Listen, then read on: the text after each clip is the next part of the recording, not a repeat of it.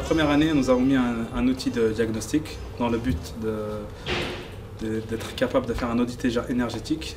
Donc nous avons fait un plan de comptage sur deux énergies, l'électricité puis le gaz, la seconde année sur l'eau.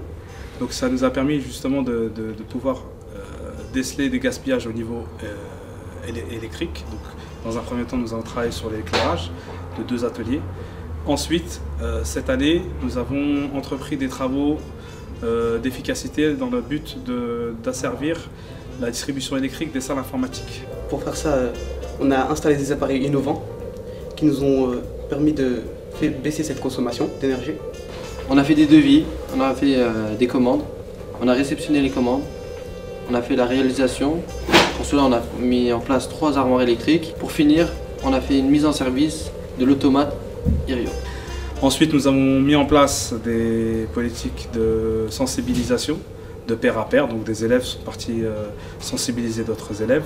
Le but étant de former les citoyens en devenir, qu'ils soient éco-responsables. Alors au lycée Alfred de Nobel, je suis intervenue dans le cadre d'un dispositif qui s'appelle Lycée éco-responsable. Le lycée éco-responsable est un dispositif de la région.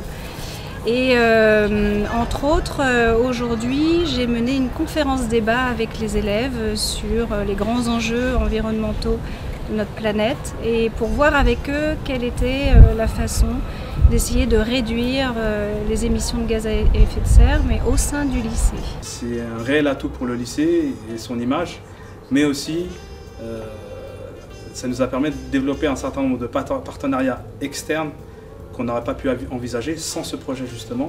Et ça a aussi cassé les clichés du monde externe, notamment dans l'entreprise par rapport au lycée, qui s'est rapproché du lycée, qui a vu finalement qu'il y avait des démarches très innovantes dans les lycées et qui permettaient justement aux élèves de s'épanouir, et ça ouvrait également de nouvelles perspectives à l'enseignement. Toute cette manière innovante, ces thématiques du développement durable, on les a intégrées depuis plus de 5 ans maintenant, et grâce à ce projet-là, on avait une longueur d'avance et on espère bien sûr la conserver.